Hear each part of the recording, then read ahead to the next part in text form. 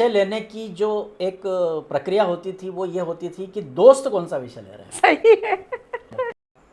लेकिन मैंने जहाँ तक सुना है आपके बारे में कि जी। पत्रकारिता को लेकर आप में इतना रुचि, इतना शौक पैदा हो कि आपने शासकीय नौकरी तक को मतलब एक तरफ रख दिया कि आपने मेरे जीवन का एक बहुत ही महत्वपूर्ण अध्याय खोल दिया। कई बार आप पे ऐसे आरोप भी लगाए गए हैं कि साहब जब भी कोई नए कलेक्टर आते हैं या नए एसपी आते हैं तो ब्रजेश जी जो हैं उनसे अच्छी खासी दोस्ती कर लेते हैं। तो सीधी सीधी बात होती है। भारतीय समाज में फूफा जी, जिया जी, काका जी, ये सब जितने भी रिश्ते हैं ना, ये सब ऐसे रिश्ते हैं, ऐसा ताना बाना है कि अच्छा जिया जी जाने कहीं हमसे अपने आप में लगा कि नहीं नहीं यार, ये तो अपन से अपराध हो रहा है। सही।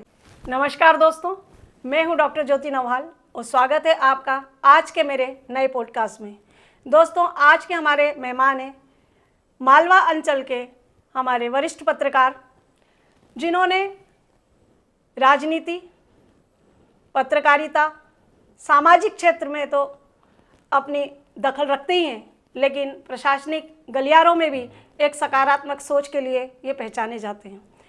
तो इनकी जर्नी कैसी रही, इस पत्रकारिता के क्षेत्र में ये कैसे आए, कहाँ से और किन किन कठिनाइयों को पार करते हुए आज इन्होंने ये मुकाम हासिल किया है कि मंदसौर का बच्चा बच्चा इन्हें पहचानता है। तो दोस्तों, आज हम इनसे खूब ढेर सारी बातें करेंगे, इनकी जर्नी के बारे में जानेंगे। तो स्वागत है ब्रजेश जी आपका हमारे इस कार्यक्रम में। जी, धन्यवाद बहुत बहुत। आपने मुझे अपने इस कार्यक्रम में अतिथि के रूप में यहाँ आमंत्रित किया है और मेरे ही बारे में, मेरे जीवन के बारे में आप कुछ बात करना चाहते हैं, तो मुझे भी बड़ी खुशी है इस कार्यक्रम में शामिल होने की। धन्यवाद, आपका भी बहुत बहुत शुक्रिया। तो ब्रजेश जी, हम आपसे जानना चाहेंगे कि आपकी ये जो पत्रकारिता की जर्नी शुरू हुई, तो कैसे आपका इंटरेस्ट इस क्षेत्र में आया, कि आपने इसकी कोई पढ़ाई की जी, या कैसे रुचि जागृत हुई? बिल्कुल। किसी भी क्षेत्र में आगे जाने के लिए कहीं से तो शुरुआत करनी ही पड़ती है। सही है। तो मैं अपनी शुरुआत आपको ये बता सकता हूँ कि जब मैं विद्यार्थी अवस्था में था, अब यहाँ एक बात ये भी आती है, विषयांतर नहीं है जी। यदि हमारे पिता ख्याति प्राप्त हों, बिल्कुल। वे विद्वान हों, उनका एक अपना बड़ा नाम हो, तो ऐसे प्रसिद्ध पिता की जो संतान होती है उस पर कुछ अतिरिक्त दबाव रहता है। दबाव रहता, क्योंकि हर व्यक्ति उस व्यक्ति में उसके पिता ये छवि देखता की छवि देखता है। बिल्कुल। और सबको लगता है कि ये भी वैसा ही हो जैसे इनके पिता हैं।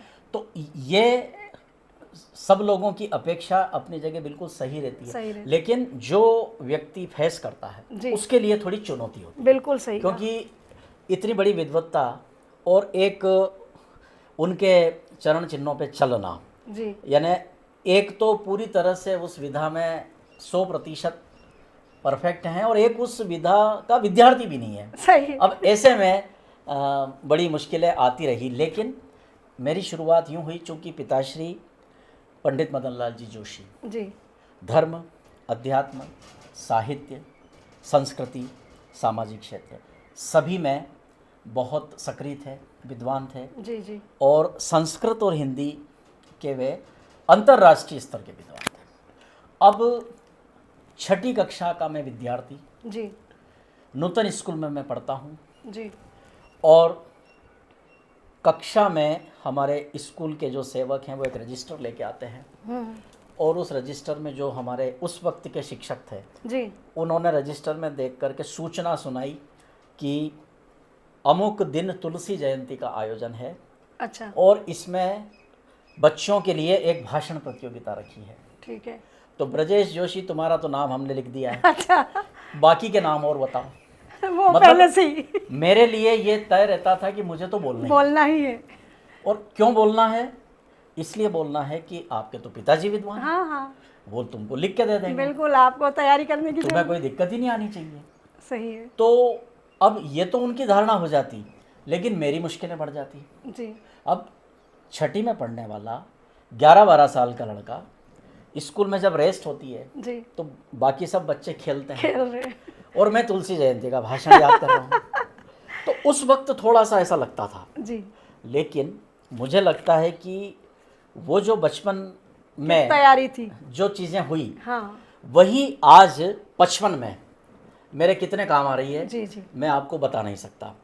अब पत्रकारिता की जहाँ तक बात है, तो साहित्य परिवार की कई विधाएं हैं, बिल्कुल। जिसमें शिक्षा है, साहित्य है, संगीत है, कला है, संस्कृति भी है, जरूर, उसी के साथ साथ पत्रकारिता भी है। बिल्कुल।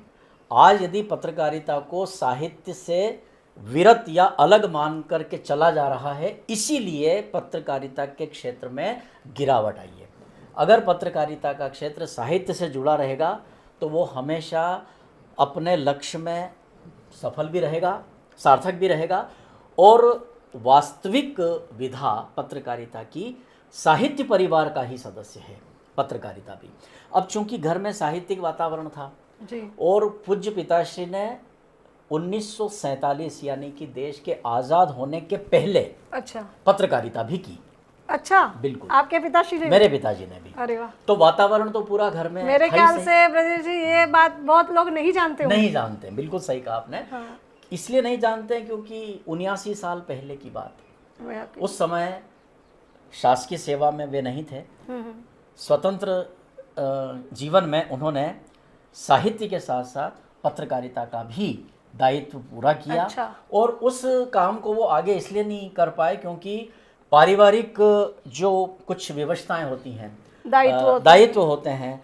तो अब चूंकि हमारा परिवार, मतलब मेरे पिताश्री जब बचपन था उनका, हाँ, तब हमारा परिवार आम तौर पर उस समय ज़्यादातर परिवार साधन संपन्न नहीं होते जी थे, बिल्कुल सही कहा। आर्थिक रूप से सब तंगी में ही रहते थे। बिल्कुल, और मनुष्य के जीवन में बाकी सब चीज़ों से भी बड़ा मुद्दा अर्थतंत्र का होता है। अर्थतंत्र, सही कहा आपने। तो उनके लिए ज़रूरी था परिवार को चलाने के लिए शासकीय सेवा में जाना, इसलिए शासकीय सेवा में गए तो पत्रकारिता उनकी वहीं पर रुक गई। लेकिन पारिवारिक वातावरण कह दें या एक तरह से जेनेटिक जो मतलब कुछ डीएनए में था। डीएनए था, तो वो अभिरुचि हुई। वो अभी नहीं। तो अभी जो स्कूल वाली बात कही ना कि भाषण, तो उसके लिए लिखना भी पड़ता है, जरूर, याद भी करना पड़ता है, प्रेजेंटेशन यानी कि प्रस्तुत भी करना पड़ता है। तो ये सब ऐसे जुड़ते जुड़ते और हमारे नगर में जब मैं बचपन में छोटा था तो 2 समाचार पत्र निकलते थे ऐसे केवल। अच्छा, एक दैनिक ध्वज हाँ, और एक दश प्रदर्शन, इन 2 अखबारों को हम जानते थे। और अखबार में यदि कोई खबर छपी और उसमें अगर अपना नाम है बहुत बड़ी बात। तो मैं आपको कहता हूं कि इतनी खुशी होती थी। सच कहा। वो कहते हैं ना कि वो खुशी मिली इतनी कि मन में ना समा। अपना नाम, मतलब उस वक्त नाम बहुत छपना ही बड़ी बड़ी बात होती बहुत थी। बड़ी बात होती थी। तो स्कूल में तुलसी जयंती मनाई, घर पे हमने आके कहा कि आज तो तुलसी जयंती पे भाषण हुआ। तो हमारे बड़े भैया, मेरे से 2 बड़े भैया, जी, वे भी इसी वातावरण में रहे। तो मुझे मेरे बड़े भैया ने कहा कि तुलसी जयंती स्कूल में मनी है तो इस पर एक न्यूज़ बनाओ हाँ, और अखबार में दो। जी, तो मेरे बड़े भैया की मदद से मैंने वो न्यूज़ बनाई। अच्छा, और वो न्यूज़ लिख करके मैं दोनों अखबारों के दफ्तर में गया। अब हालांकि पिताजी के कारण मुझे जानते थे या मैं बोल देता था कि मैं उनका लड़का हूँ, तो मुझे महत्व मिल जाता था। लेकिन फिर भी मेरा संकोची स्वभाव था, तो मैं सीधे तो ये जाके कहूँ कि मैं उनका लड़का हूँ, इसकी बजाय मैं अपने जैसे भी वहाँ जाता। और अब उस समय की परिस्थिति क्या रहती कि सामने जो हैं उनको कागज़ देना कि ये एक आपके अखबार में छपना है, और वो खबर छप जाती थी। और दूसरे दिन जब उसमें अपना नाम हम देखते थे तो ये जो खुशी है, इस खुशी ने हमको पत्रकारिता की तरफ प्रेरित मोड़ दिया कि लिखना, अपना हाथ का लिखा हुआ छपता है, बिल्कुल बिल्कुल, उसको अपन पढ़ते हैं। आपको यकीन नहीं होगा, मैं अपनी बनाई हुई न्यूज़ 10-10, 20-20 बार पढ़ता था और हर बार पढ़ने में मुझे ऐसा लगता था कि कुछ नया है। तो ऐसे शुरुआत हुई। तो ब्रजेश जी, ये तो आपने बताया और मेरे ख्याल से बहुत सारे लोग नहीं जानते, क्योंकि जो वो आपको देखते हैं ना वो आज देखते हैं। बिल्कुल, उसके पीछे जो जर्नी है, यात्रा है, वो लोगों को नहीं पता होती है। तो मैं एक बात और आपसे थोड़ा सा और इसमें आगे पूछना चाहूँगी कि ये जो पत्रकारिता की शुरुआत आपकी, तो आप तुलसी जयंती और छठी जी, क्लास जी, से, जी। ये तो हाँ, बहुत हाँ, बचपन हाँ, की हाँ, बातें हैं। जी जी जी। लेकिन इसके आगे आपने किन संस्थाओं के साथ, मतलब किन अखबारों के साथ काम किया, कहाँ कहाँ लिखा, फिर कैसे आपने अखबार तक अपनी पहुंच बनाई, तो हमारे दर्शक ये भी जानना चाहेंगे ज़रूर आपसे। ज़रूर ज़रूर। तो स्कूल जीवन के बाद में कॉलेज में मैं, अब उस वक्त स्थिति ऐसी थी कि कोई एजुकेशन प्लान नहीं हुआ करता था। हाँ, ऐसा कुछ था नहीं कक्षा कि क्या आठवीं करना में है। कक्षा आठवीं में उत्तीर्ण हो गए तो उस समय 10+2 सिस्टम नहीं था, तो 9th क्लास से विषय ले लिए जाते थे। तो विषय लेने की जो एक प्रक्रिया होती थी वो ये होती थी कि दोस्त कौन सा विषय ले रहे हैं, सही है। आप कोई तय नहीं था। पढ़ने में कैसे हैं, आपकी गणित अच्छी है कि नहीं है, आपकी भाषा कैसी है, वो सब बात पे जिन दोस्तों के साथ हमने 8वीं तक पढ़े हैं, खेले हैं, अगर उन्होंने कॉमर्स लिया तो मुझे भी कॉमर्स लेनी है। हाँ, वहाँ विषय प्रमुख नहीं है, वहाँ दोस्त प्रमुख है। दोस्त प्रमुख है, क्योंकि उस वक्त का वातावरण वैसे ही। आज बहुत कुछ बदल गया है। आज पेरेंट्स भी बहुत वो हो गए ना, बहुत जागरूक हो गए। अब तो इतना कुछ बदल गया है कि बच्चा खुद ही एजुकेशन प्लान कर लेता है, खुद ही सर्च कर लेता है। लेकिन उस वक्त ऐसा कुछ नहीं था। हम 9वीं में, अब भले ही मेरी अभिरुचि कॉमर्स जैसे विषय की अब लगता है कि रही कि नहीं रही होगी, लेकिन मैंने इसलिए कॉमर्स ले लिया 9th में कि मेरे मित्रों ने कॉमर्स लिया। तो खैर पढ़ाई तो पढ़ाई होती है, कोई सा भी विषय हो, साइंस हो, आर्ट्स हो या कॉमर्स हो, सभी विषय अच्छे ही होते हैं और महत्वपूर्ण भी होते हैं। तो मैंने 9th क्लास से लेके 11th क्लास तक हायर सेकेंडरी क्रमांक 2 जी में मैं विद्यार्थी रहा, और साहित्यिक गतिविधियों के साथ साथ यहाँ से यूँ कह सकता हूँ कि बिना किसी भी संस्था से जुड़े पत्रकारिता की शुरुआत ऐसे हुई कि स्कूल के कार्यक्रमों की में भाग लेते, और उस कार्यक्रम की न्यूज़ बनाते, और वो न्यूज़ जब छपती तो उस न्यूज़ को दिन में 10 बार पढ़ना, अपने मित्रों को बताना, उसको पेपर को संभाल के रखना। कितनी खुशी होती होगी। वो उस खुशी का कोई मूल्य ही नहीं है, मतलब वो आज वो चीज़ नहीं महसूस कर पाते, पर जो उस समय, वाकई में आपने सही कहा। तो ये जो जर्नी रही बहुत बहुत ही खूबसूरत तरीके से, मतलब उल्लास के साथ शुरू हुई। लेकिन मैं एक और बात आपसे जानना चाहूँगी, हमारे दर्शक भी जानना चाहेंगे कि आज तो आप स्टूडियो में, मतलब चैनल पे हैं, लेकिन जब जर्नी आपकी शुरू हुई थी तब तो चैनल थे नहीं, बिल्कुल नहीं थे। तो उस समय जो प्रिंट मीडिया था उसमें किन किन संस्थाओं के साथ या किन अखबार के साथ आपने काम किया? मेरी कॉलेज की पढ़ाई पूरी हुई तो अब यहाँ मैं जो भी बात मेरे मन में आ रही है वो मैं इसलिए बोल रहा हूँ कि सब विषय से जुड़ी हुई, और यही सिलसिला कॉलेज में भी चलता रहा। अब चूँकि पढ़ने में ठीक ठाक थे, कभी फेल हुए नहीं, तो 19 साल की उम्र में ही M.Com हो गया। अच्छा। तो क्योंकि दरअसल होता यह है कि पहले शिशु, हाँ, ये पहली कच्ची पहली पक्की इस तरह का होता था। तो चूँकि हमारे परिवार में शिक्षा का वातावरण था, तो मेरी माताजी ने मुझे गिनती और अनाराम घर पे ही सिखा दिया था। अच्छा। तो मेरा जो स्कूल में एडमिशन था वो डायरेक्ट पहली कक्षा में। तो उस पहली क्लास की वजह से मैं बहुत जल्दी मेरा एजुकेशन पूरा हो गया। तो मतलब हम लोग कॉलेज को लेकर के जो धारणा लोगों में रहती है कि कॉलेज में तो पढ़ाई नहीं होती है, वहाँ तो बच्चे मस्तियाँ ज़्यादा करते हैं। हाँ, लेकिन ऐसा नहीं हुआ। मैंने जब कॉलेज में एडमिशन लिया तो बाकायदा वहाँ क्लासें भी लगती थी, पढ़ाई भी होती थी और साथ साथ गतिविधियाँ भी होती थी।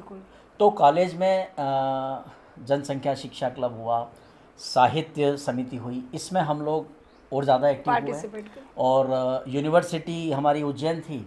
अब यहाँ भी एक थोड़ा सा मैं एक फुट ये जोड़ना चाहूँगा कि मेरी दीदी जो हैं वो उज्जैन ससुराल का, तो एक उज्जैन जाने का बहाना मौका मिल जाता, हमेशा ढूंढते थे कि चलो इस बहाने दीदी के यहाँ मिल के आएंगे। तो किसी भी प्रतियोगिता में भाग लेना, और यूनिवर्सिटी लेवल पे हमको उज्जैन भेजा जाता था। तो उज्जैन में चूंकि दीदी है इसलिए प्रतियोगिता में भाग लेना, इसलिए फर्स्ट या सेकंड आना ताकि हमारा चयन हो जाए और हम उज्जैन जा सके। उसके पीछे उद्देश्य ये था। तो ब्रजेश जी, आप जी, बता जी। रहे थे कि जैसे मतलब कंपटीशन में भाग लेते थे, उज्जैन जाना एक हाँ, हाँ, हाँ। मतलब एक खुशी होती थी बिल्कुल कि दो होती थी। काम हो जाएंगे एक साथ। बिल्कुल। मैं आपसे पूछना चाहूँगी, कॉलेज का जो जीवन होता है, हाँ। मतलब जब बच्चा स्कूल में होता है हाँ, 10वीं हाँ, 11वीं हाँ, 12वीं में, हाँ, तभी हाँ, से हाँ। वो सपने देखने लगता है कि हम कॉलेज में जाएंगे। बिल्कुल। एक मतलब एक्साइटमेंट रहता हाँ, है हाँ, हाँ। उसके अंदर। बिल्कुल, बिल्कुल। तो आपकी ऐसी कोई याद जो हाँ। कॉलेज से जुड़ी हो, जी, ऐसी जी, कोई जी। घटना या ऐसी कोई खूबसूरत बात, बिल्कुल, बिल्कुल, बिल्कुल। तो वो हमारे दर्शक आपसे जानना हाँ, चाहेंगे। हाँ। कॉलेज में देखो बड़ा एक विचित्र सा अनुभव मुझे हुआ कि जैसे किसी लड़की की सगाई हो जाती है और शादी होने वाली होती है। जी। सगाई और शादी के बीच का जो पीरियड रहता है पीरियड। किसी भी लड़की के लिए, हाँ, हाँ। लड़का नहीं लड़की, हम्म। तो उस लड़की के अंदर क्या फीलिंग होती है कि मेरी सगाई हो गई, हाँ, अब मुझे ससुराल जाना है, पढ़ने के। घर छोड़ना है, सहेलियां छूट जाएगी, मोहल्ला जी छूट जी जाएगा। जी जी, सही तो है। वो फीलिंग मेरे को कॉलेज में हुई, अच्छा। क्योंकि कॉलेज से लगाव हो गया। हाँ। 5 साल उस कॉलेज में हम रहे, फर्स्ट ईयर से लगा के फाइनल एमएससी तक। Second year final, previous final, previous. 5 साल। और फिर कॉलेज में हमारी हिम्मत भी खुली सही। और थोड़ा आत्मविश्वास भी बढ़ा। तो कॉलेज की दरों दीवारों से बड़ा लगाव सा हो गया प्रेम हो था। गया बहुत। तो हम, और फिर मित्रों का साथ नहीं छूटना, सही। तो इन सब परिस्थितियों ने हमको इस बात के लिए प्रेरित किया कि अभी अपने को अपनी पढ़ाई रोकना नहीं है, जारी रखना। पढ़ाई को और आगे जारी रखना है। तो अब मंदसौर में आपने कॉलेज कर लिया, एमकॉम कर लिया, उसके बाद क्या? सही। अब कॉमर्स के लड़कों के लिए सीए। अब आज तो सीए मेरे मोहल्ले में ही होता है, जी जी। जहाँ मैं रहता हूँ उसी के सामने एक सीए का इंस्टीट्यूट है। हाँ। बट उस समय स्थिति ये थी अलग थी कि बम्बई या कलकत्ता से सीए होता था। जी। और हमारे पिताश्री हमारे ऊपर इतना उनका ध्यान रहता था हाँ।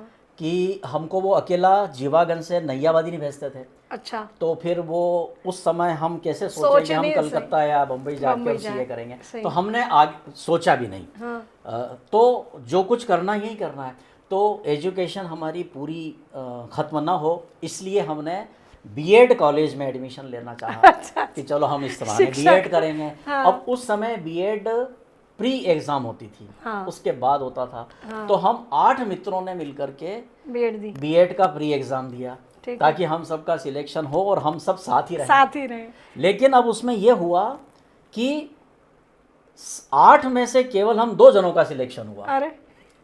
मेरा भी हुआ। अच्छा। और मेरा सिलेक्शन होने का कारण ये रहा कि मेरी जो साहित्यिक अभिरुचि थी जी। जो पठन पाठन की प्रवृत्ति थी, तो वो काम आ गई। मैंने उसको जो प्रीवियस परीक्षा होती है उसमें मैंने हिंदी साहित्य सब्जेक्ट लिया। अच्छा। अब यहाँ पर एक चीज़ और मैं बताना चाहूँगा, कॉलेज के दिनों में हम रंग कर्म से जुड़े, हम इप्टा जैसी संस्था से जुड़े, अभिव्यक्ति जैसी संस्था से जुड़े।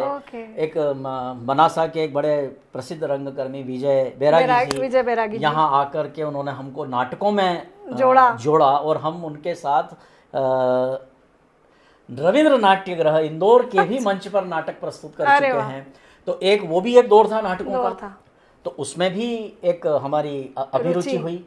तो अब सारे दोस्त में से 8 में से हम 2 ही रह गए, तो ठीक है, तो बीएड भी हमने बड़े इंटरेस्ट से किया, वहाँ भी हमारी पत्रकारिता चलती रही। अब यहाँ पर ये होता है कि मेरे परिवार में मेरे भुआ जी के सुपुत्र जो हमारे बड़े भाई साहब थे, उनका नाम श्री अम्बालाल जी शर्मा था। जी जी। वे पेशे से तो शिक्षक थे, लेकिन उनकी भी शुरू से रुचि पत्रकारिता और इसमें थी। अच्छा। तो नीमच के दैनिक नई विधा में वे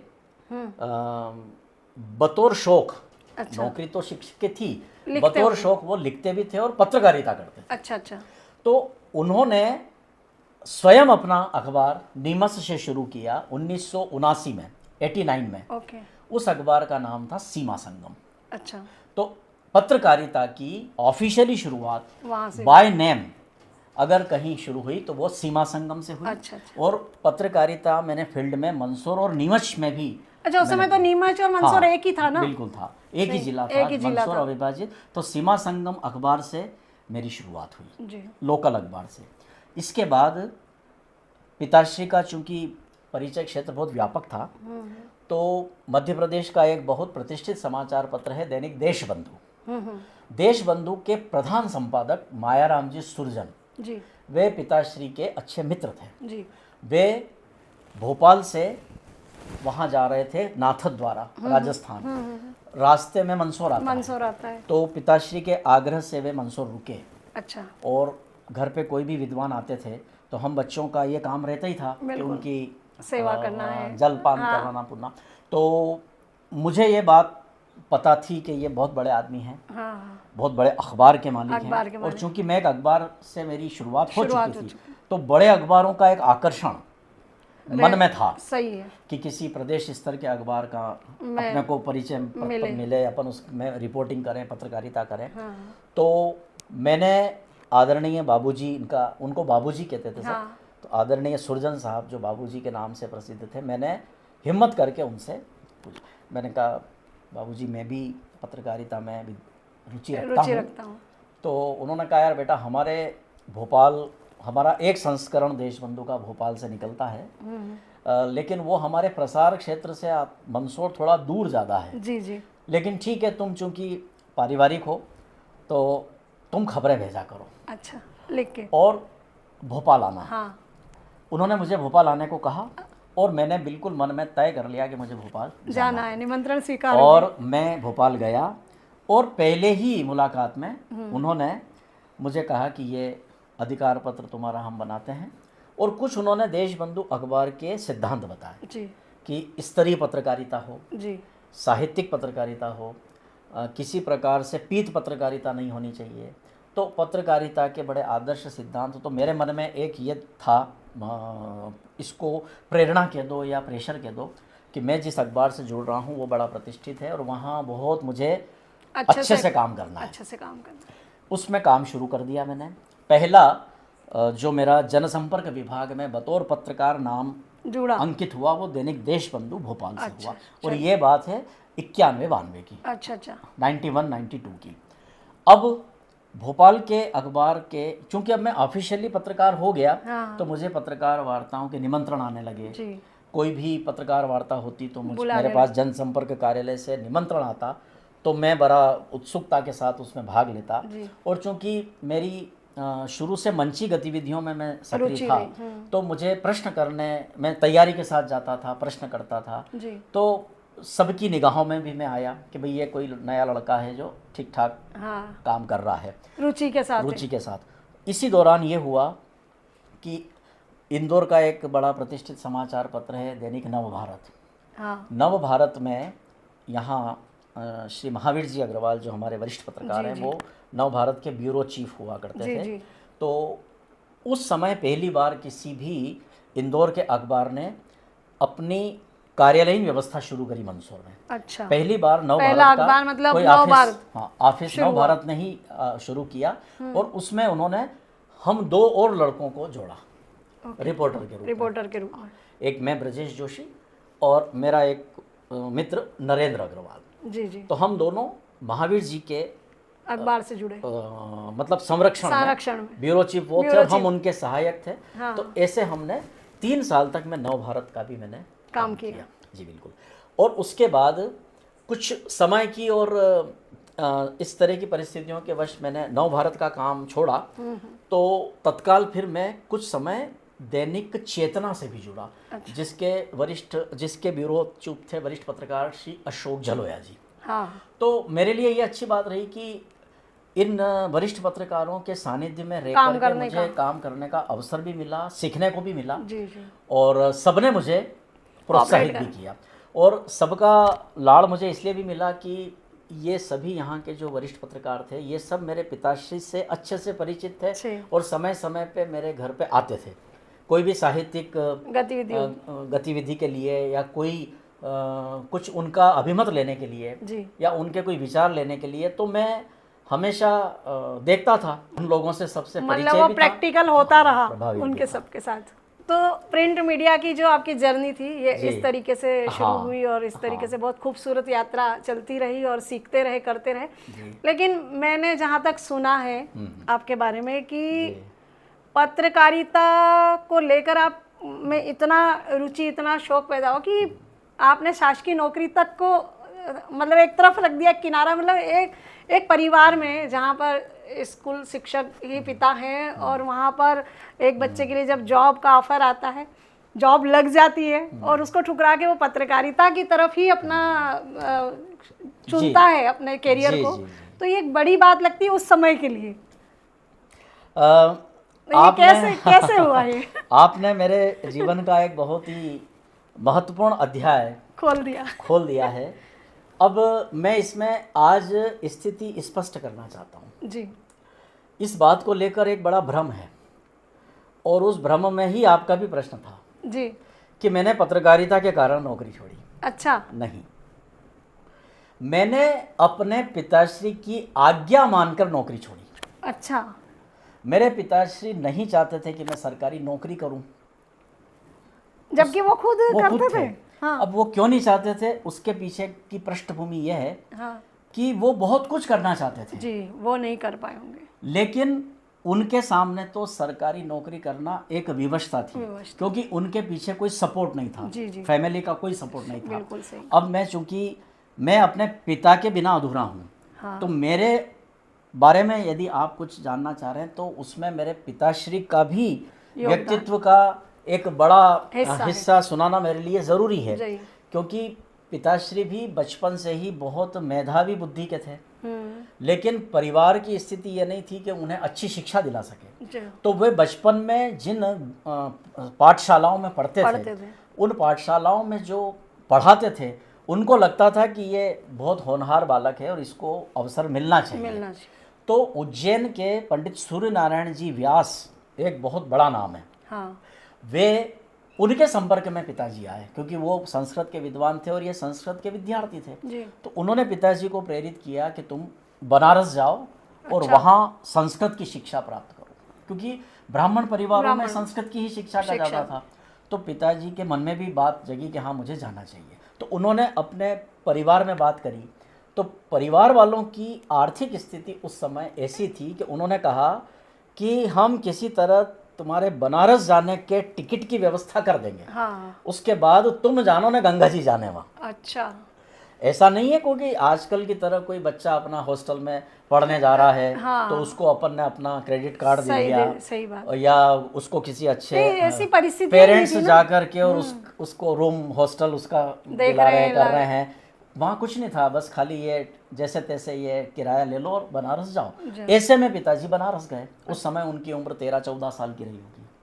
इतना छोटा बालक बनारस में, इतना दूर, और वहाँ संस्कृत की पाठशालाएं कोई ऐसी लग्जरी सुविधाओं वाली नहीं होती। ठीक है, वहाँ पर पढ़ाई बहुत अच्छी होती थी, लेकिन जो बटुक बच्चे होते थे उनको एक बड़े से हाल में एक ऐसी दरी बिछाई और उनको सुला दिया जाता था।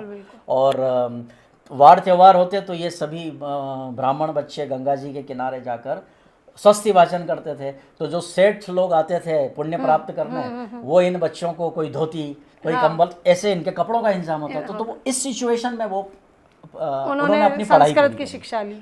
तो उनका कहना था कि मेरे पीछे इतनी मजबूरियां थी। सही बात है। तेरे पीछे ये मजबूरियां नहीं हैं। हाँ, पूरे परिवार का सपोर्ट है। तेरे पीछे तेरे 2 बड़े भाई हैं। हाँ। तेरे पीछे मैं हूँ, पूरा परिवार है।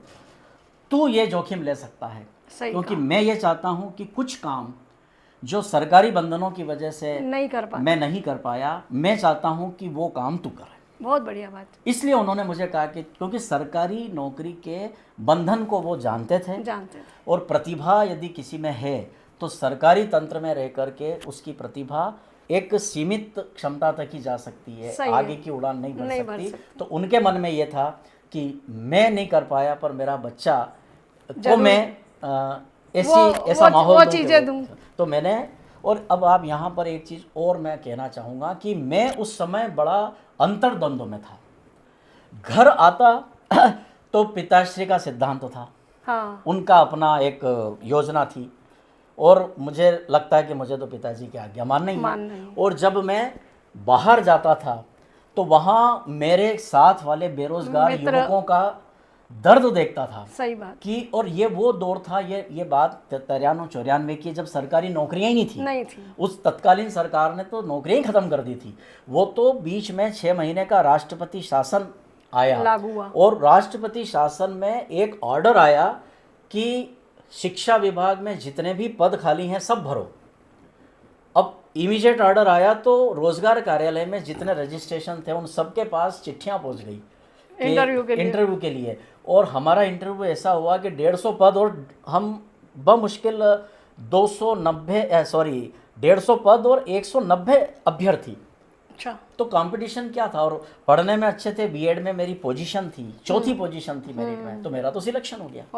अब सिलेक्शन हो गया, घर पे ऑर्डर आ गया, पिताजी ने वो ऑर्डर छिपा दिया, बताया नहीं, लड़का देख लेगा तो और उसकी इच्छा हो जाएगी, ज्वाइन कर तो उन्होंने पहले तो मुझे सरकारी नौकरी के जितने भी नकारात्मक बिंदु थे वे सारे समझाए, देख ऐसा होता है, ये होगा वो होता। और आखिरकार फिर मैंने सोच लिया कि जो भी हो, अच्छा बाहर जाता तो मेरे बेरोजगार मित्र मुझे कहते कि तू कैसा मिल रही है तो ले नहीं रहे। यहाँ तक मुझे कहा गया मेरे कुछ मित्रों ने या उनके पेरेंट्स ने कि तू सोच भविष्य में क्या होगा। मतलब अब मैं ये बात कहना चाहिए कि नहीं कहना चाहिए मुझे, लेकिन अब सारी मन की बात हो रही है तो ये भी बात कह दूं कि मुझे यहाँ तक कहा गया कि पिताजी तो आज है ना कल नहीं है। सही बात। फिर क्या करेगा तू। सही बात। लेकिन उस द्वंद्व में भी मैंने डिप्रेशन की भी स्थिति आती है। बट मैंने कहा कि ठीक है, पिताजी ने जो कह दिया, और मैंने ये दृढ़ निश्चय कर लिया।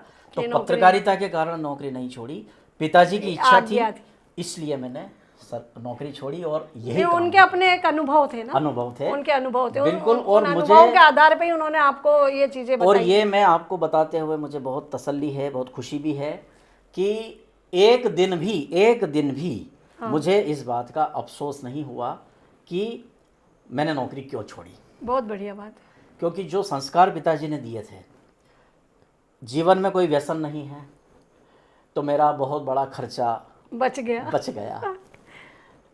मैं प्रदर्शन वाली कोई आदत नहीं है, दिखावा नहीं है। सही। इसलिए मैं आज भी 2017 में जो मैंने स्कूटर लिया था उसी को चला रहा हूँ, और किसी भी तरह का इस तरह के फैशन में मैं नहीं हूँ कि मुझे 1000 रुपये से कम की तो मैं वो नहीं पहनता हूँ, 2000 से कम के जूते नहीं पहनता हूँ, 5000 से कम का मैं कोई कपड़ा नहीं पहनता हूँ, ऐसा नहीं है। सादा जीवन, उच्च विचार। तो ये संस्कार मिलने की वजह से मुझे कभी भी रुपये पैसा के प्रति कोई मोह, कोई लालच कुछ भी नहीं रहा, क्योंकि संस्कार ऐसे ही मिले हैं। और मैं तो सोचता हूँ कि व्यक्ति यदि इन 3 चीज़ों से बचता रहे, क्योंकि ये इंटरव्यू हो रहा है तो जो भी लोग इसको सुन रहे हैं जी। उनमें से कुछ लोगों के लिए ये प्रेरणा भी हो सकती है कि यदि आपके जीवन में ये 3 चीज़ों से आप मुक्त हो, सबसे पहला व्यसन, दूसरा फैशन और तीसरा प्रदर्शन। सच कहा। 3 चीज़ें यदि आपके जीवन में नहीं हैं तो आप बहुत अच्छा जीवन व्यतीत कर सकते हैं, सुकून भरा जीवन व्यतीत कर सकते हैं, और कम आय भी हो तो उसमें भी आराम से आपका जीवन चल सकता है। तो ब्रजेश जी, ये तो हुआ कि ये वाकई में ये जो चीज़ है ना कि आपने पत्रकारिता की वजह से नहीं छोड़ा, जो मेरा भी भ्रम था आज दूर हुआ, और बहुत सारे लोगों का ही भ्रम दूर हुआ होगा कि ज़रूरी नहीं है कि इस वजह से कोई एक परिवार का जो सपोर्ट होता है, परिवार की जो मुखिया की जो आज्ञा होती है, तो वो भी एक बहुत मायने रखती है। और हमारे जीवन में ये बात भी सच है कि हमारे माता पिता हमसे बेहतर जानते हैं हमारे बारे में, क्योंकि उनका बहुत लंबा अनुभव होता है इस चीज़ के लिए। बिल्कुल सही है। तो अब मैं यहाँ एक बात आपसे पूछना चाहूँगी कि आज आप इलेक्ट्रॉनिक मीडिया में हैं, आपका चेहरा हर घर में पहचाना जाता है कि ये ब्रजेश जोशी जी हैं, और हर बच्चा आपको जानता है मंदसौर का। तो ये प्रिंट मीडिया से इलेक्ट्रॉनिक मीडिया में जाने की कैसे शुरुआत हुई? जी। और एक और मेरा छोटा सा एक प्रश्न हो रहा है कि प्रिंट मीडिया और इलेक्ट्रॉनिक मीडिया दोनों में क्या आपको ठीक लगा, क्या अच्छा लगा, या दोनों अपनी अपनी जगह अच्छे हैं? बिल्कुल ठीक बात है। अब मीडिया का विद्यार्थी हूँ, अब यहाँ पर फैकल्टी आ गई, एक प्रिंट मीडिया और एक इलेक्ट्रॉनिक मीडिया। ठीक है, प्रिंट मीडिया वाली चर्चा तो अपनी लगभग हुई है। जी। अब इलेक्ट्रॉनिक मीडिया कैसे शुरू हुआ? चूँकि स्कूल कॉलेज में मंची आयोजनों में मैं सक्रिय रहता था, खेल के मैदान में मैं कभी नहीं गया। अच्छा। इसलिए मैं ये नहीं कह सकता हूँ कि मैं बहुत अच्छा क्रिकेट खेलता हूँ या बहुत अच्छी हॉकी, फुटबॉल, क्योंकि आज तक किसी भी खेल में मैं नहीं गया, केवल मंच वाली गतिविधियों में ही रहा। और ये बात होती भी है, या तो हम मंच की गतिविधि देखें या मैदान की देखें, सही। तो मेरे हिस्से में तो मंच आया। मंच आया। अब यहाँ इलेक्ट्रॉनिक मीडिया में मंदसौर में मेरे एक बहुत अच्छे शुभचिंतक हैं, वरिष्ठ मित्र हैं, और उनसे मैंने बहुत कुछ सीखा भी है। उनका नाम है श्री वेद मिश्रा जी। अच्छा अच्छा। वेद मिश्रा जी और इनके एक मित्र थे अशोक सोनी जी। हाँ। इन दोनों ने मिलकर के मंदसौर शहर में पहली बार एक वीडियो मैगज़ीन शुरू करी थी। हाँ। वीडियो मैगज़ीन का नाम रखा था आपका शहर। आपका शहर। और चूंकि वेद मिश्रा जी से मेरा संपर्क और परिचय पहले से अच्छी तरह था, क्योंकि मिश्रा जी भी पूरी तरह से साहित्यिक और इन्हीं सारी गतिविधियों में रहे, रंगकर्म में रहे, स्वयं बहुत प्रतिभाशाली रंगकर्मी, कवि, लेखक और पत्रकार भी, स्तंभकार भी। तो उन्होंने सबसे पहले मुझे इलेक्ट्रॉनिक मीडिया के कैमरे के सामने खड़ा किया। अच्छा। हाँ, ये बात भी शायद मंदसौर शहर के अगर कुछ लोगों को नहीं पता हो तो ये पता होना चाहिए कि मुझे कैमरे के सामने यदि कोई लाए हैं सबसे पहले तो उनका नाम है श्री वेद मिश्रा जी। उन्होंने, और मुझे ये भी पता है कि मेरी सबसे पहली स्टोरी कौन सी थी। इन्होंने जब आपका शहर बनाना शुरू किया, हाँ। तो मंदसौर से जुड़ी हुई कुछ गतिविधियाँ, जिसमें कुछ सांस्कृतिक गतिविधियाँ, संस्कृति से जुड़ी हुई लोक पर्व, तो वो जो दिन थे संजा माता की पूजा के। अच्छा। और नव भारत में रहते हुए मैंने संजा पर्व पर एक आर्टिकल लिखा हुआ था। तो हमारे शहर में आपने कहा कि हम ढूंढ रहे हैं, कहीं हमें मंदसौर में संजा माता नहीं दिख रही है। अच्छा अच्छा। लोक संस्कृति का एक बड़ा पर्व है। हाँ। आज भी ग्रामीण क्षेत्रों में विलुप्त तो होती जा रही है ये धीरे धीरे। लेकिन मीडिया का ये भी एक काम होता है कि उसको कि कोई भी संस्कृति परंपरा विलुप्त हो रही है तो उसको कैसे फिर से अपन जिंदा रखें, उसके बारे में बताएं। तो वो पहली मिश्रा जी ने मुझे कहा कि आपका शहर मैगजीन में संजा के ऊपर आप कुछ बनाइए। तो मैंने कहा कि ये तो बहुत अच्छी बात आपने कही, क्योंकि मैंने ऑलरेडी संजा पर काम मैं कर चुका हूँ, इसके बारे में खोज कर चुका हूँ। तो कई बार ये होता है कि जो मित्र मीडिया के अखबारों में काम करते हैं वे कैमरों के सामने नहीं आते हैं। और नहीं आने के पीछे 2-3 कारण होते हैं। एक तो ये होता है कि वे स्वयं जानते हैं कि वो कैमरे के लिए नहीं है, वो लिखने के लिए हैं, या पर्दे के पीछे के में ज़्यादा उनकी भूमिका हो सकती है जी। कैमरे के सामने आने के लिए कुछ और चीज़ें भी होना चाहिए। सही कहा। जो ज़रूरी नहीं कि सब में हो। जी। ईश्वर की कृपा से कुछ लोगों में नहीं कह सकता, कई लोगों में ये चीज़ें होती है जो लिख भी सकते हैं, कैमरे के सामने बोल भी सकते हैं। तो चूँकि मिश्रा जी को भरोसा था कि ये लिखता है तो बोल भी सकता होगा। हाँ। तो इसीलिए मिश्रा जी ने मुझे कहा, और मैंने इनकी बात को गंभीरता से लेकर के, और पहली मेरी जो कोई इलेक्ट्रॉनिक मीडिया पे स्टोरी आई थी वो आपका शहर में इस रूप में आई थी, संजा के ऊपर। बहुत बढ़िया। और ये सिटी केबल पर हर शुक्रवार को ये कार्यक्रम चलता था। अब लोकल चैनल यहाँ उस वक्त जो शुरुआत हुए थे उनमें एक सिटी चैनल था, उनको अपनी रेगुलर समाचार सेवा शुरू करनी थी जी। तो आपका शहर में जब उन्होंने मुझे देखा तो उन्होंने मुझे बुलाया। अच्छा। और कहा कि हम लोकल टेलीविज़न में स्थानीय समाचार सेवा शुरू कर रहे हैं, यदि तुम इंटरेस्टेड हो तो हम चाहते हैं कि तुम ये काम करो। जी जी। तो चूँकि शुरू से एक संयुक्त परिवार हमारा रहा, तो कोई भी बात है तो तत्काल निर्णय हम नहीं लेते थे, पूछना पड़ता है घर पे जाकर के, और सबसे राय लेनी पड़ती है। 2 बड़े भैया हैं, पिताजी हैं, उनसे राय लेने के बाद आगे। तो मुझे तो उनका प्रस्ताव बहुत अच्छा ही लगा। मुझे विश्वास था, तो मैंने फिर घर पे बात करी, और घर पे भी मुझे ये कहा गया कि पत्रकारिता का ये सबसे लोकप्रिय माध्यम है, बहुत जल्दी इसमें पहचान होती है, लोग जानते हैं।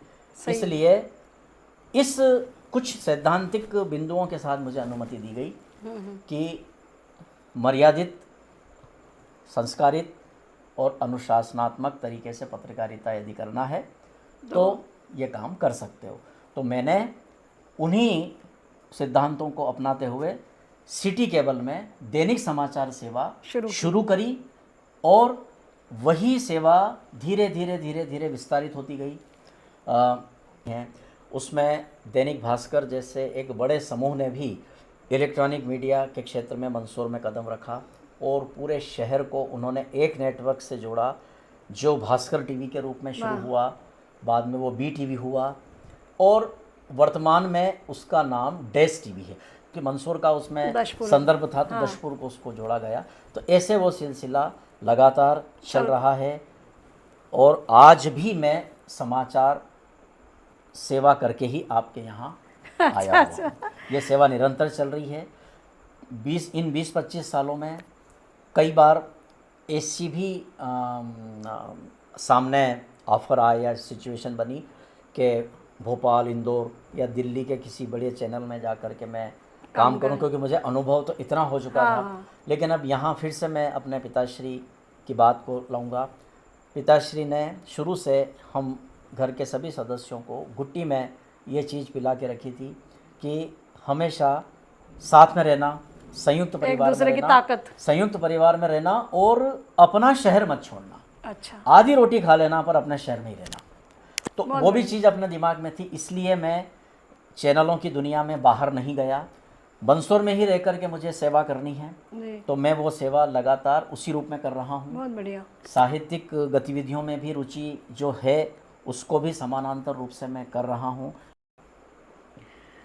तो ब्रजेश जी, ये जो सफ़र शुरू हुआ प्रिंट मीडिया से इलेक्ट्रॉनिक में, हाँ, मैं आपसे एक बात और पूछना चाहूँगी कि हम सब जानते हैं, पूरा मंदसौर शहर इस बात को जानता है कि आपने जो इलेक्ट्रॉनिक मीडिया में जब से कदम रखा है, मेरे ख्याल से 20-25 साल इस बात को हो गए, और इस 25 सालों में मुझे नहीं लगता कि शायद किसी दिन आपका चेहरा टीवी पे ना हो। तो ये जो निरंतरता है बनी हुई है, इसमें कई बार ऐसी स्थितियां भी आई होगी कि परिवार में कोई कार्यक्रम है, कहीं मित्रों के यहाँ जाना है, कहीं, तो ये मतलब इसको बनाए रखना, इसको मेंटेन रखना भी एक बहुत बड़ी बात है। बिल्कुल। तो कैसे संभव कर पाए आप इस चीज़ को? आपने मेरी कहना चाहिए कि एक दुखती रग पर हाथ रख दिया। बहुत इसको लेकर के खट्टे मीठे अनुभव हैं। अब चूंकि अपन ने कोई रेगुलर सेवा हाथ में ली है, हाँ, और ये एक ऐसी सेवा है जो सीधे सीधे जनता से जुड़ी हुई है। बिल्कुल। हमने कभी भी ये नहीं सोचा कि हम अपने ऑनर के लिए काम कर रहे हैं या अपने नेटवर्क के संचालकों के लिए काम कर रहे हैं। हमने इस विधा को इसी रूप में लिया कि अपन जनता की सेवा कर रहे हैं। क्योंकि मैंने लोकल टेलीविज़न की समाचार सेवा में इतनी अधिक रुचि इसलिए ली क्योंकि मुझे रिस्पांस खूब मिला। जब हम कोई भी खबर देते हैं, इस पर चलाते हैं, तो दूसरे दिन हमें कई लोग कहते हैं कि हमने आपकी वो खबर देखी थी, हमने आपको ये कहते हुए सुना था। हाँ। तो मुझे लगा कि ये एक बड़ा ज़बरदस्त माध्यम है, जरिया है लोगों तक पहुंचने का, क्योंकि लोग बहुत रुचि से इसको देखते हैं। तो जब यदि कोई भी माध्यम ज़्यादा विस्तारित होता है, ज़्यादा बड़ा होता है, तो उसके साथ साथ कुछ जिम्मेदारियां भी बड़ी हो जाती हैं। बिल्कुल सही कहा। तो अब इतना बड़ा मीडिया है, घर घर में जा रहा है, लोग आपको रोज़ देख रहे हैं, सुन रहे हैं, तो आपके अंदर एक ऐसी परिपक्वता आना भी बहुत ज़रूरी है कि जनता को यह ना लगे कि अपन तो क्या सोच के इनको देख रहे थे, नहीं तो क्या निकले। हाँ। तो एक तो उस लेवल को मेंटेन करना सही। और दूसरी बात यह है कि अब यहाँ वही वो दुखती रग वाला, अब चूँकि अपन सब लोग सांसारिक प्राणी हैं, सही बात है, परिवार में रह रहे हैं, समाज में रह रहे हैं, सब तरह के प्रसंग आते हैं। तो अब आपने कहा कि इन 25 सालों में बमुश्किल 25 दिन ऐसे हुए होंगे जब मैं इस सेवा से विरत रहा हूँगा, डिसकंटिन्यू रहा हूँगा। होता है ऐसा और स्वाभाविक है, समाज जीवन में है, हुआ भी। तो 2000 से 2005 का जो पीरियड था सिटी केबल का, वो सबसे ज़्यादा क्रूशियल था। वो क्रूशियल यूँ था कि उस समय मेरे साथ कोई सहयोगी वैकल्पिक मदद के लिए नहीं थे वहाँ पे, कि मैं यदि 4 दिन कहीं जाऊँ तो मेरी जगह वो काम या मेरे साथ वाले स्टाफ के लोग उसको कर लें, कोई भी नहीं थे। तो जैसे ही रिश्तेदारी में, मित्रों में, कहीं बाहर जाने का जैसे ही कोई प्रस्ताव आता और मेरे सामने एक तनाव हो जाता कि मैं कैसे कर पाऊँगा, कैसे मैनेज करूँ, कैसे जा पाऊँगा, अगर वहाँ जाऊँगा तो ये कौन करेगा। तो मैंने उस समय देखिए, चूँकि 95 में मेरी शादी भी हो गई थी और अपना रिश्तेदारी का जो नेटवर्क होता वो भी है, बढ़ गया। उस नेटवर्क में जो ससुराल को छोड़कर जो रिश्तेदारियां होती है, हाँ। वहाँ तो भाई हैं, हाँ, पिताजी हैं, सही है, वो लोग निभा भी लेते मैनेज कर हैं, लेते निभा ही लेंगे। जी। लेकिन अब अपने खुद के जहाँ ससुराल। मैं प्रतिबद्ध हूँ जी जी। और वहीं पर कोई मांगलिक कार्यक्रम है जा और मैं समाचार सेवा में होने की वजह से वहाँ नहीं नहीं जा जा पाया, पा रहे हैं। तो उस वक्त ये निर्णय लेना बड़ा कठिन होते थे कि कई इस तरह के कि भाई सीधी सीधी बात होती है, भारतीय समाज में फूफा जी, जिया जी, काका जी, सही है। ये सब जितने भी रिश्ते हैं ना, ये सब ऐसे रिश्ते हैं, ऐसा ताना बाना है कि अच्छा जिया जी जाने का ही हमसे अपने आप में। है नहीं, मुझे ऐसे ऐसे कमेंट्स भी सुनने को मिलते थे मिलते। सही कहा आपने। कि जैसे मान लीजिए, मैं ससुराल या किसी हाँ, पर्टिकुलर बात नहीं कह रहा हूँ, सच। जैसे मुझे ये पता चला कि मैं कहीं नहीं जा पाया किन्हीं कारणों से, तो उसकी प्रतिक्रिया यूँ हुई कि अरे साहब, भी जैसे अपन सब मालवा में रहते हैं, अभी तो बड़ा आदमी भैया, हाँ, अभी कहीं आवे। जब ये सुनने को मिला तो नहीं नहीं यार, ये तो अपन से अपराध हो रहा है। सही बात। तो फिर हमने इसको विस्तारित किया कि नहीं, कैसे भी करके अपने को सामाजिक और पारिवारिक जीवन भी जीना है। इसलिए फिर धीरे धीरे जब हमारे न्यूज़ सेवा का विस्तार हुआ, तो मेरे साथ श्रीमती चंदा कोठारी का नाम मैं लेना चाहूँगा, क्योंकि उन्होंने लगभग 15 सालों तक निरंतर हमारे साथ एक न्यूज़ रीडर के रूप में, एंकर के रूप में सहयोग किया। शाहिद चौधरी, वे भी मेरे साथ इस सेवा में लगभग 20 सालों से जुड़े हुए रहे। तो इन दो सहयोगियों की वजह से मुझे इतनी रिलीफ मिली कि मैं सामाजिक पारिवारिक जीवन में भी थोड़ा सा आने जाने जैसी मतलब इन्वॉल्व हो पाई। नहीं तो ये 5 साल वाला जो वो था समय, वो आज भी मुझे याद है कि जब मैंने मंदसौर की धरती से बाहर कदम नहीं रखा और कई तरह के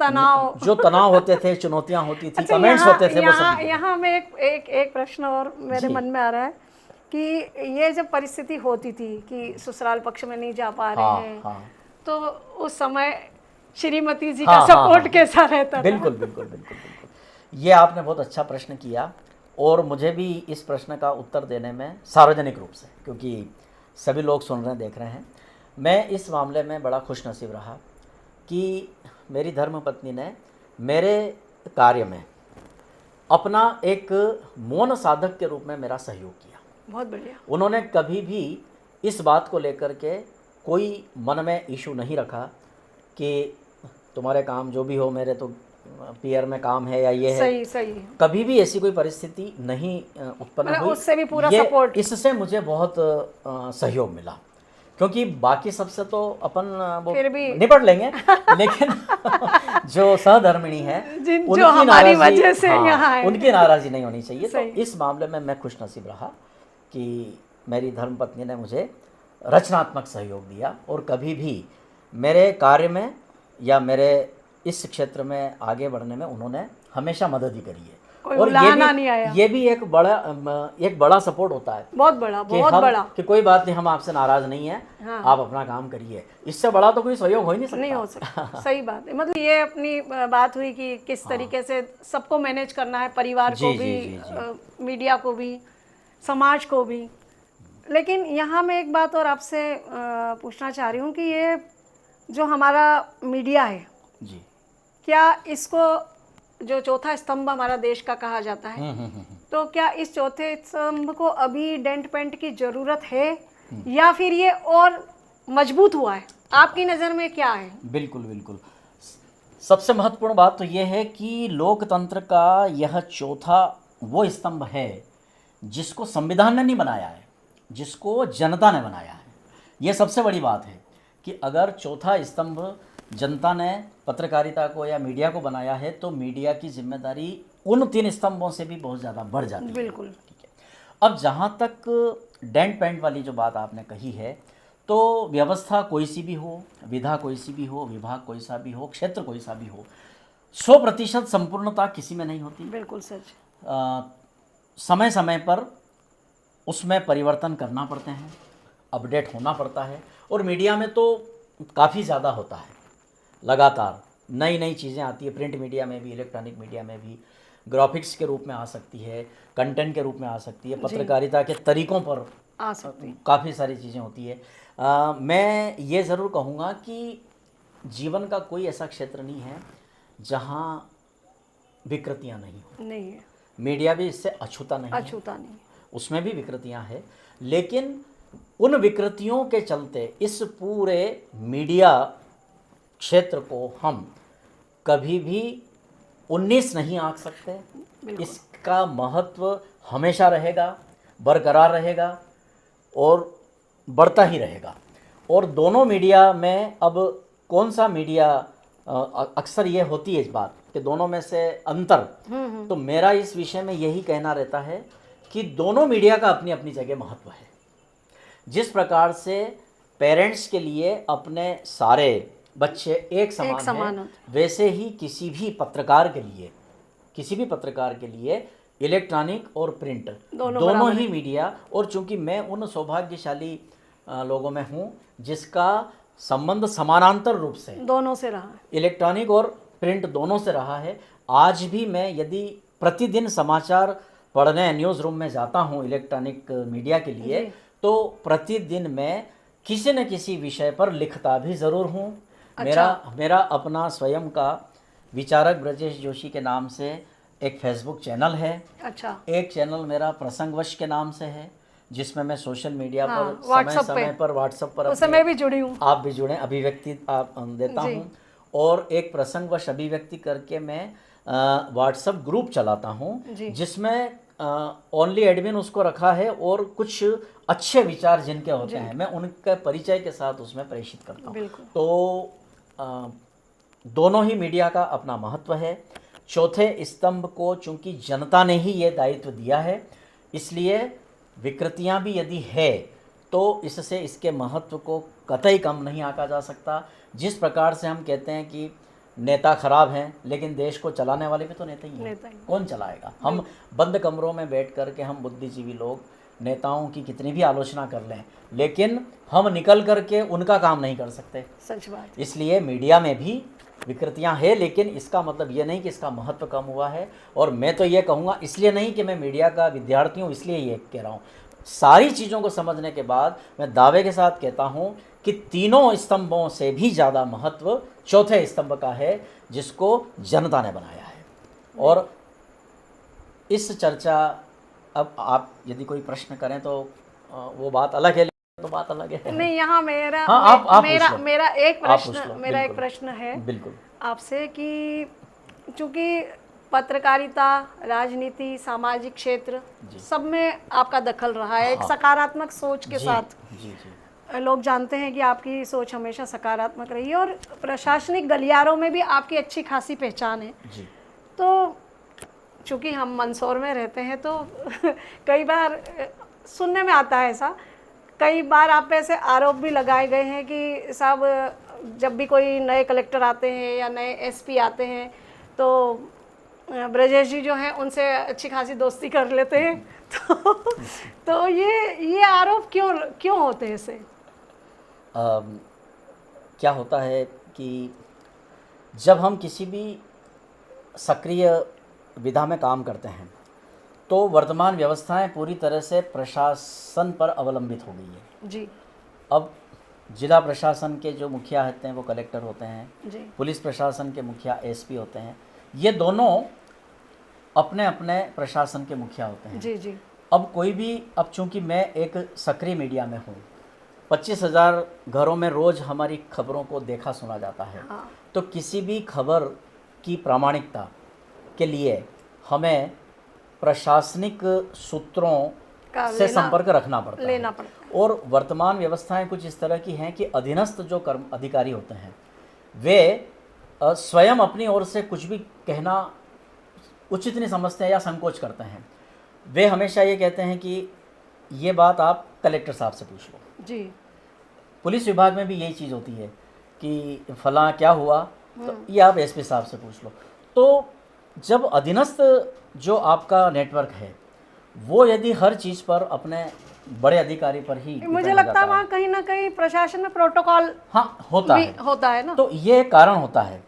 तो अब चूंकि यहाँ वही प्रिंट और इलेक्ट्रॉनिक वाली बात है, प्रिंट मीडिया वाला तो फ़ोन पे बात कर सकता है या अपने किसी सहयोगी को भेज करके जानकारी ला सकता है, बस। लेकिन इलेक्ट्रॉनिक मीडिया वाले को स्वयं भौतिक उपस्थिति देनी पड़ती देनी है। पड़ेगी। तो एक प्रिंट मीडिया के पत्रकार को यदि कोई भी जानकारी कलेक्टर से लेना है तो वो उनसे किसी भी रूप में ले किसी सकता भी है, रूप में। लेकिन एक इलेक्ट्रॉनिक मीडिया वाले को तो स्वयं उनके पास जाना पड़ता है। तो बार बार यदि हम उनके किसी भी पास बात के लिए जाएंगे, जल्दी जल्दी मुलाकात होगी, तो स्वाभाविक रूप से ये उनसे एलिगेशन परिचय बढ़ेगा ही सही। परिचय बढ़े। और चूंकि अब यहाँ पर जो आरोप वाली जो बात आपने लगाई है, अब वो तो नहीं, होता मैंने है। नहीं लगाई। नहीं, आपने नहीं लगाया, जो बात आपने सुनी है तो ये भी एक कॉम्प्लीमेंट है। हाँ। मैं तो अपने मित्रों की किसी भी बात का कभी भी बुरा नहीं बुरा नहीं मानता, क्योंकि देखिए होता है ऐसा, जी। मनुष्य जीवन में कोई भी इतना महान नहीं हो सकता।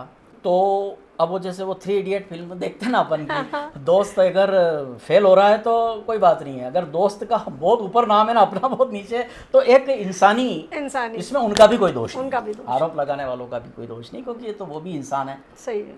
अपन उनकी भी मनस्थिति को समझ सकते हैं।